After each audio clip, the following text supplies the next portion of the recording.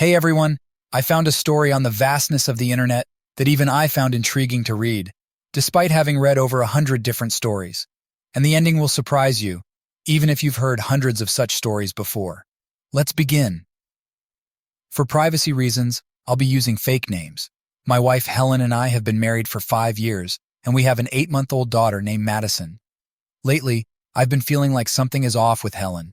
She's been distant, distracted, and uninterested in spending time with me. Our sex life has almost disappeared, and she seems to be always preoccupied. A few days ago, I was cleaning out the car and found a second phone hidden under the passenger seat. It was dead, so I took it inside and put it on charge while Helen was in the shower. When it powered up, I saw a contact named Vitaly and a recent message that read, "Tomorrow there won't be a husband. Can you drop by?" My heart sank. I opened the message thread, but there wasn't much else. Just that one message was enough to make me feel sick. I didn't have time to dig deeper because Helen was about to come out of the shower. I quickly put the phone back and tried to act normal. As Helen walked into the bedroom, I jumped up and shouted, "You cheated on me, you're such a slut," by showing correspondence with this Vitaly. She looked at me, completely naked, and for about 4 seconds, she just stared. Then she started crying and said, "I was preparing a surprise for you because tomorrow is the anniversary of our first date." I was stunned. I didn't remember that it was our anniversary. To be honest, it had completely slipped my mind. I grabbed my phone and went to Instagram to check. Sure enough, there was our first photo together from a party where we met through a mutual friend. Helen's explanation seemed plausible, but I couldn't shake the feeling that something wasn't right. That night, as we went to bed, Helen fell asleep quickly, but I lay awake staring at the ceiling. My mind was racing with thoughts. Was I being paranoid? Was Helen really just planning a surprise for our anniversary, or was she hiding something? The message from Vitaly kept replaying in my head, and I couldn't figure out what to believe. The next day, Helen was all smiles and excitement. She had planned a romantic dinner at home, complete with candles, our favorite wine, and a playlist of songs that meant something to us. She even arranged for Madison to stay with her parents for the night, so we could have some alone time. I tried to enjoy the evening, but my mind kept wandering back to that message. As we sat down to eat, I decided to confront her. "Helen, who is Vitaly?" I asked, trying to sound casual. Her face went pale, and she hesitated for a moment before answering. "Vitaly is a co-worker. He's been helping me plan the surprise for you. I wanted it to be special." I wanted to believe her, but something still felt off. "Why didn't you tell me about him before?" I pressed. "I wanted it to be a complete surprise," she insisted, tears welling up in her eyes.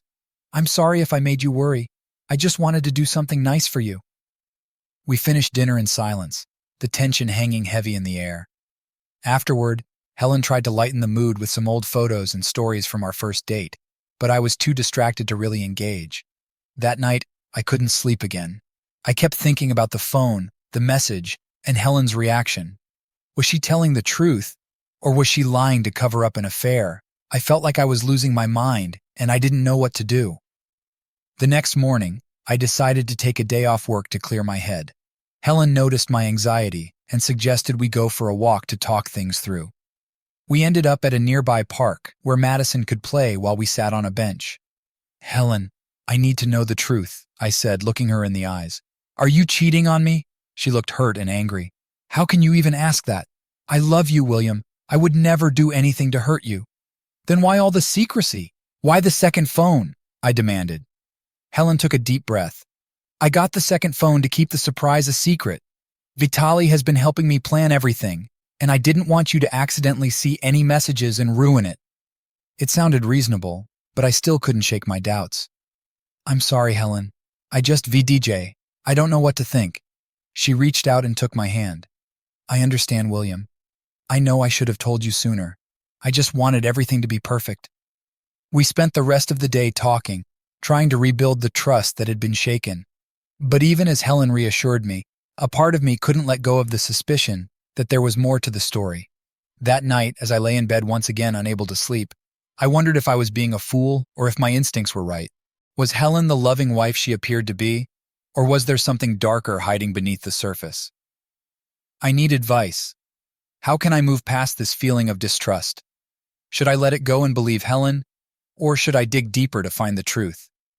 Hey everyone, it is William again. Things have taken a turn for the unexpected, and I am not sure what to do next. I decided to hire a private detective because of work problems and lack of time to do it myself. The detective and I talked every day, but he did not find anything significant. Helen's behavior seemed perfectly normal on the surface, and he could not find any evidence of infidelity. It was frustrating, but I could not help but feel relieved and anxious at the same time. Meanwhile, we had planned a trip to New York months ago, a combination of a vacation and Helen's work assignment. We were supposed to leave tomorrow. She told me 2 weeks ago that she needed to fly to New York for work, and I decided to join her. I thought it would be a good opportunity to spend time together and maybe get some clarity on the situation. My military buddy, the same tough guy who told me to divorce Helen right away, offered to help. He has a lot of connections and a knack for digging up information. He suggested he could check the flight manifest to see if this Vitaly would be on the plane with us. I was not sure how he managed to do it, but he found out there was indeed a Vitaly on our flight. He even discovered that Vitaly worked with Helen at the same company. I did not know what Vitaly looked like, but my friend said he could find out with more time. Of course, I was not going to tell Helen any of this. I needed to see for myself what was going on. When I find this Vitaly, I will make him confess. According to my friend, Vitaly is 20 years old, which only added to my confusion. What could a 20-year-old have to do with Helen? Now, in just 5 hours, we have our flight, and I am sitting here writing this message. Only now do I realize how surreal and messed up all of this is. I never thought something like this could happen to me. Helen is getting ready, humming to herself as she packs the last few things. I am pretending to be excited about the trip, but my mind is racing. We arrived at the airport and went through security without a hitch. Helen was cheerful, chatting about all the places she wanted to visit in New York. I tried to keep up the act, nodding and smiling, but inside I was on high alert. My eyes kept scanning the crowd, looking for any sign of Vitaly. As we waited at the gate, I sent a quick text to my friend, updating him on our status. He replied with a photo of Vitaly that he managed to dig up. The kid looked young, with a mop of dark hair and a confident smile. I did not recognize him, but I committed his face to memory. Boarding the plane, I kept a close watch on everyone around us. Helen and I had seats near the middle, and as we settled in, I saw him.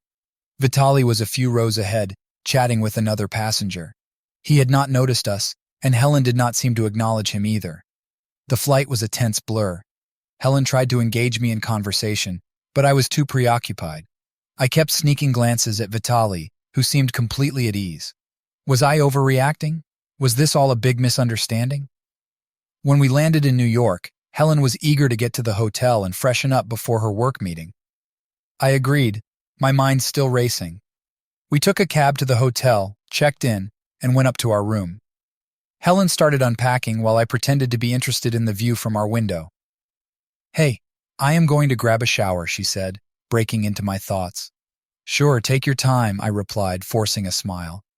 As soon as she was in the bathroom, I pulled out my phone and texted my friend, letting him know we had arrived. He replied with a plan. He would continue digging for information, and I should keep an eye on Helen and Vitaly. I agreed, my heart pounding. I decided to find out which room Vitaly was in. With a bit of discreet investigation, I learned that he was staying a few floors above us. I took the elevator up, my heart racing. When I reached his door, I hesitated for a moment before knocking. A young woman in a robe, slightly wet, opened the door.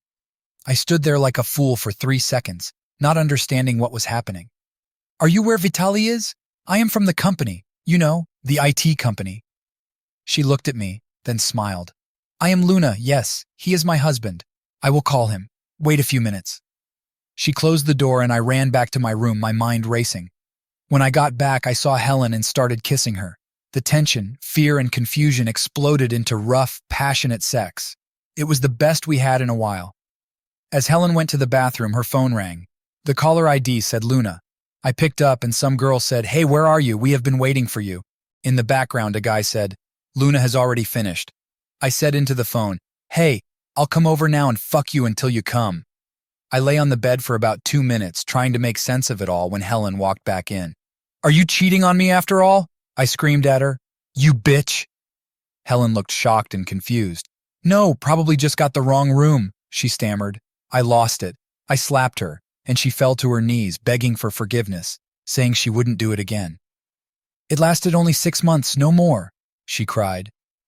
What 6 months? I demanded, getting dressed and leaving the room. I'm at a loss here. I don't know what to do next.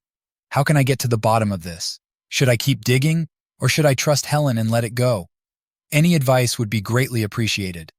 Things have been rough since my last update, and I need to vent and get some advice. A lot of people asked about my daughter Madison, and why I hadn't mentioned her before. I guess I was too focused on the chaos with Helen to talk about Madison. But since you all are interested, here's what's been happening. When Helen and I went to New York, we left Madison with her grandparents. After everything blew up, I came back alone, leaving Helen behind. I packed up all her things and left them by the door. I don't even know where she is now. Maybe she's still in New York. She hasn't tried to contact me since.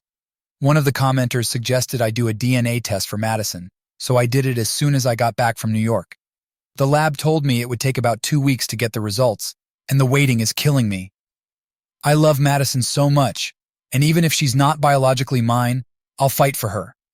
It's only been a few days since I got back, but those days have felt like an eternity.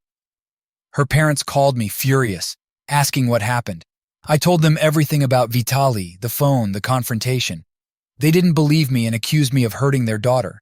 They even threatened to sue me for hitting her. It was frustrating, but I guess I can't blame them for not wanting to accept that their daughter cheated. Since then, I've been sitting at home, mostly alone. Sometimes my military buddy comes over to check on me. He's been a rock, even if his advice is a bit harsh. He's been joking about Vitaly's name, calling him a Russian communist, and saying he'd send him back to Russia if he could. So it turns out they had a threesome, he said once. I once had a threesome, too. I couldn't tell if he was trying to cheer me up or just sharing war stories, but his presence helps. Now, I'm sitting alone at home, having just put Madison to sleep. I love her so much. Every time I look at her, my heart aches with the thought that she might not be mine, but I know I'll fight for her no matter what the DNA test says. She's my daughter in every way that matters. The days have been dragging by, and I feel like I'm in limbo. I keep replaying everything in my head, trying to figure out where it all went wrong. Helen and I had our problems, sure, but I never thought she'd cheat on me, let alone with someone so much younger. After he left, I went back inside and checked on Madison. She was sleeping soundly, her tiny fists curled up by her face. I felt a surge of protectiveness and love. This little girl was my whole world, and I couldn't imagine my life without her. The wait for the DNA test results is driving me crazy. I called the lab to see if they could expedite the process, but they told me they were already processing it as quickly as possible. All I can do now is wait. Helen's parents haven't called back since their initial angry outburst. I'm sure they're struggling to make sense of this just as much as I am. It hurts to know they think I would ever harm Helen, but right now, my focus is on Madison. A few days after the confrontation, I got a letter from a lawyer representing Helen's parents. They were threatening to sue for custody of Madison, claiming I was unfit and violent. It felt like a punch to the gut. I immediately called my lawyer, who reassured me that we would fight this and that I had a strong case. In the meantime, I tried to keep things as normal as possible for Madison. I took her to the park, read her bedtime stories, and tried to be the best dad I could.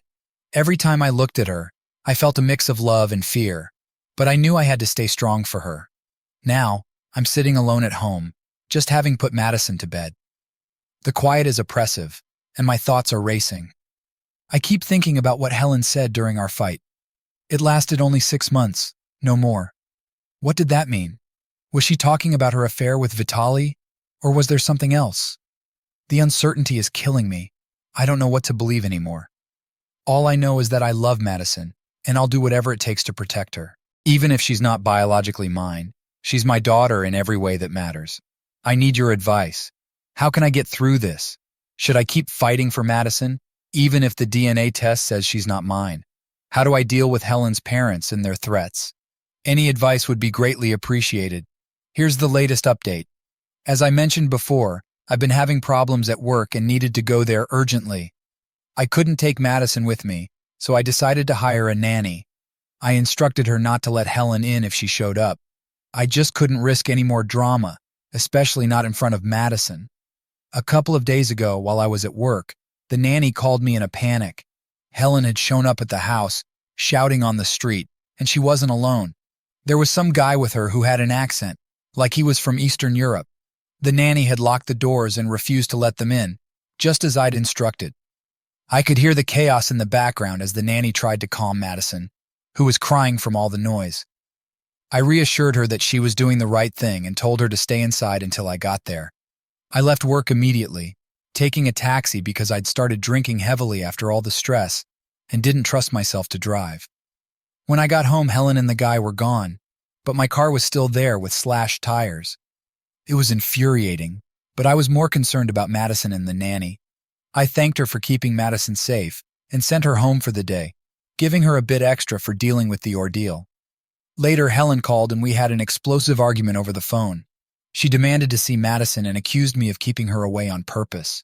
We eventually agreed to go to court to sort things out, but of course, it wasn't without drama. Helen kept trying to manipulate me, saying things like I was ruining Madison's life and that I was the reason our marriage fell apart. In the days leading up to the court date, my lawyer and I discussed in detail how we would act in court, what could be said, and what couldn't. The saddest part was that I had no solid evidence of Helen's infidelity, just my words against hers. The only proof I had was the confrontation in New York, but that wasn't enough. My parents came to support me, and having them around made a huge difference. They've been my rock through all of this, helping me with Madison and keeping me grounded. They were furious when they heard about Helen showing up with some guy and vandalizing my car. My dad even offered to pay for the repairs, but I told him I'd handle it. The day of the court hearing arrived, and I was a bundle of nerves. My lawyer tried to reassure me, saying we had a strong case for custody given Helen's erratic behavior, but I knew it was going to be an uphill battle. Helen could be very convincing when she wanted to be, and I feared she'd use every trick in the book to paint me as the villain. We got to the courthouse early, and my lawyer briefed me again on what to expect. He reminded me to stay calm, no matter what Helen or her lawyer said. It was easier said than done, but I knew I had to keep my cool for Madison's sake. Helen arrived late as usual, and made a grand entrance with her lawyer and parents in tow. They all looked at me like I was the devil himself. I took a deep breath and reminded myself that I was doing this for Madison. The hearing was intense. Helen's lawyer tried to paint me as a violent drunk who was unfit to take care of a child. They brought up the incident where I slapped Helen, twisting it to make it sound like I was an abusive monster. My lawyer countered with the fact that Helen had shown up at our house with another man, causing a scene and damaging my car. Helen took the stand and played the victim perfectly. She cried and told the judge how much she missed Madison, how she was being kept away from her unfairly. She even hinted that I was unstable and a danger to our daughter. It was infuriating, but I kept my composure. When it was my turn to testify, I told the truth. I explained how I found the second phone, the message from Vitaly, and the confrontation in New York. I described Helen's erratic behavior and the incident with the slashed tires. I emphasized how much I loved Madison and how I'd do anything to keep her safe. My lawyer presented the limited evidence we had, the slashed tires, the nanny's testimony about Helen's outburst, and the phone records showing the message from Vitaly. It wasn't much, but it was something. However, as the trial progressed, it became clear that Helen was in a winning position. There was no concrete evidence of infidelity, just my word against hers. The judge seemed to be leaning in her favor, and I felt my heart sinking. Desperate, I mentioned that I wasn't sure if Madison was really my daughter, and that I had already taken a DNA test to confirm her paternity. This revelation took everyone by surprise, including Helen. The judge decided to postpone the hearings until the DNA test results could be determined. The room was silent as the judge made his decision. Helen looked at me with a mixture of shock and anger, but I didn't care. I needed to know the truth, and if Madison was mine, I would fight for her with everything I had. We left the courthouse with the next hearing scheduled for when the DNA results came in. It was a temporary reprieve, but it gave me a sliver of hope. My parents and I went back to my place, and we spent the evening together, trying to unwind from the stressful day. I watched Madison play with her grandparents, her laughter filling the room. It was a reminder of what I was fighting for and why I couldn't give up, no matter how tough things got. In the days that followed, I focused on rebuilding some semblance of normalcy. I hired a new nanny, someone recommended by a trusted friend, and made sure she knew to keep Helen away if she ever showed up again. I also started looking into therapy, both for myself and for Madison, to help us cope with the upheaval. Despite everything, there were moments of joy and peace. Watching Madison grow and thrive was the best part of my day, and it gave me the strength to keep going. But the fear and uncertainty never fully went away. Every time the phone rang or there was a knock at the door, my heart would race, wondering what new drama Helen might bring into our lives. Things have reached a critical point, and I need to get this off my chest. The past few days have been an emotional roller coaster, and I'm barely holding it together.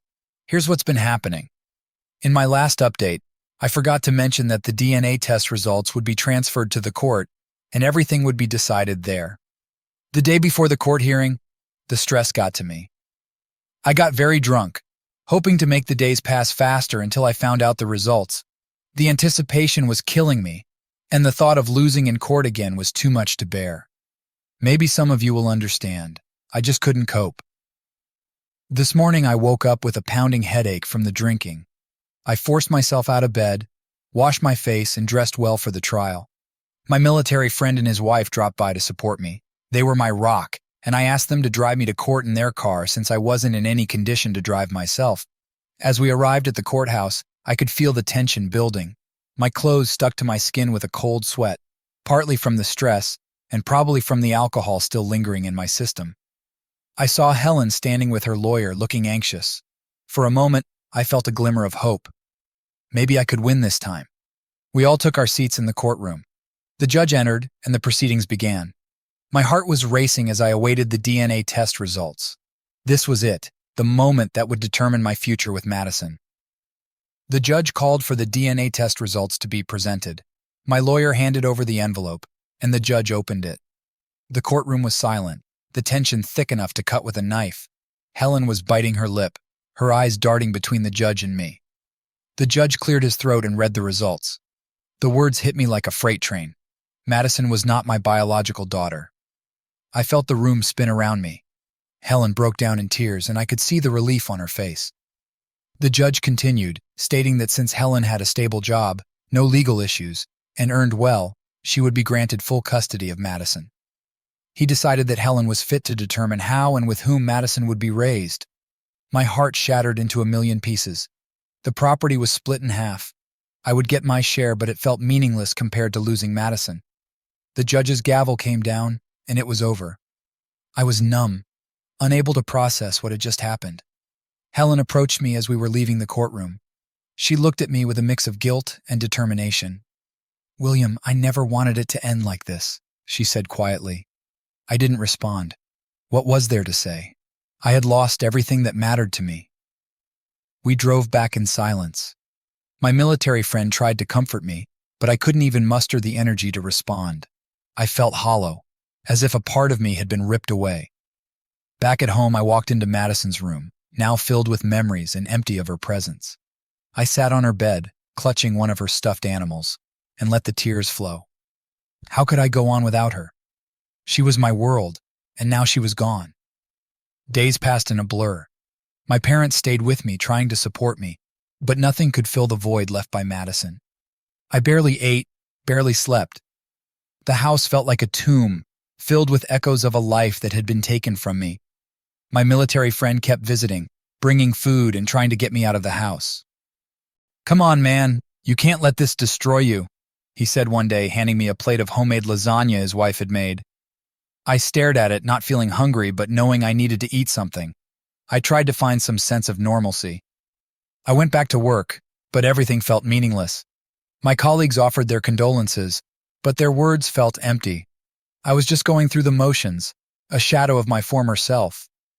One evening, as I was sitting on the porch, my phone rang. It was Helen.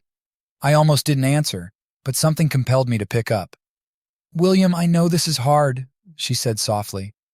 "I want you to know that you can still see Madison. I don't want to take her away from you completely." I felt a flicker of hope. "When can I see her?" I asked, my voice trembling. "We can work something out," she replied. "I'll call you tomorrow to discuss it." The next day, Helen called and we agreed on a visitation schedule. It wasn't much, but it was something. I would get to see Madison every other weekend and on holidays. It was a small consolation, but it gave me a reason to keep going. The first weekend I got to see Madison, I was a nervous wreck.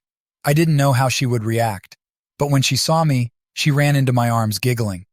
It was the first time I had felt truly alive since the court hearing. We spent the day at the park, playing on the swings and eating ice cream. For a few precious hours, it felt like everything was going to be okay. As the weeks passed, I started to rebuild my life. I continued to see Madison, and each visit brought a little more light back into my world. My parents and friends were a constant support, helping me through the darkest days. I began seeing a therapist to help me cope with the loss and the ongoing stress. It was hard to open up at first, but slowly, I started to heal. The pain of losing Madison as my full-time daughter would never go away, but I learned to live with it, to find joy in the moments we had together. I threw myself into work, trying to find meaning and purpose. I took on new projects, worked long hours, and slowly began to feel like myself again. My colleagues noticed the change and were supportive, offering encouragement and understanding. My military friend continued to check in on me, dragging me out for beers and barbecues, trying to remind me that life goes on. "You've got to keep fighting, man, for Madison and for yourself," he said one night as we sat by the fire pit in his backyard. "I know," I replied, staring into the flames. "It's just hard." "Of course it is," he said. "But you're stronger than you think. You'll get through this." And slowly, I did. The pain never fully went away, but it became a part of me, something I learned to carry rather than something that weighed me down. I focused on the future, on building a life that Madison could be proud of when she was with me. The days turned into weeks, and the weeks into months. I found a new rhythm, a new normal. I cherished every moment I had with Madison, making the most of our time together. We created new traditions, new memories, and a new bond that was just as strong, even if it was different. As I look back on everything that's happened, I realize how much I've changed. I'm not the same person I was before all of this. I'm stronger, more resilient, and more determined to be the best father I can be, even in the face of adversity. I need your advice. How do I navigate this new co-parenting arrangement with someone as manipulative as Helen? How can I protect Madison from being caught in the middle? Any tips on dealing with the constant fear and stress would be greatly appreciated. Hey everyone, it's William again, and this will be my final update. It's been half a year since my last post, and I wanted to let you all know how things have turned out. I'm doing well. After everything that happened, I decided I don't need any new relationships right now. I've been focusing on myself, working a lot, and finding new hobbies. I've taken up bowling and tennis, which have been great for keeping my mind occupied and my body active. They've also been a fantastic way to meet new people and build a support network outside of my old social circles. Helen, my ex-wife, separated from her lover not long after the court hearing. She's now living with a girl whose name I've already forgotten. Their relationship is none of my concern anymore, and I've made peace with that. I've moved on from the anger and bitterness I felt towards her. It took time, but I realized holding on to that anger was only hurting me. As for Madison's biological father, we still don't know who he is. I did ask Helen, but she either doesn't know or isn't willing to tell me. It used to bother me a lot, but now I've come to terms with it. Madison is my daughter, regardless of biology. She's the light of my life, and it's not her fault that her mother made poor choices. When I visit Madison, I see the joy and innocence in her eyes, and it reminds me that she is my daughter in every way that matters. We've built a strong bond, and our time together is precious. We go to the park, read books, and just enjoy each other's company. She doesn't understand all the complexities of what happened, and I'm grateful for that. She just knows that her daddy loves her, and that's enough. Helen made a surprising offer a few weeks ago. She suggested that the three of us, me, her, and her new partner, live together. She said it would be better for Madison to have both parents around. I have to admit, there was a moment when the idea seemed tempting. The thought of living with two beautiful women might sound cool to some, but for me, it wasn't an option. Helen betrayed me, and I can't forgive betrayal. Living with her again, even for Madison's sake, would be a constant reminder of that betrayal. so I turned her down. We've managed to establish a stable co-parenting routine that works for us. Madison spends every other weekend with me, and I get extra time during the holidays. It's not perfect, but it's the best solution for now. I've thrown myself into my work, and it's paying off. I've taken on new projects, received a promotion, and found a sense of purpose that I thought I'd lost. My colleagues have been supportive, and my parents continue to be a rock for me. My military buddy still checks in regularly, dragging me out for beers and reminding me that life goes on. The pain of the past hasn't disappeared, but it's become a part of who I am. It's shaped me into someone stronger, more resilient, and more focused on what truly matters. I've learned to find joy in the small things, like a perfect strike at the bowling alley or a sunny day on the tennis court. As I sit here reflecting on the last 6 months, I realize how far I've come. Life didn't turn out the way I planned, but I found a way to make it work.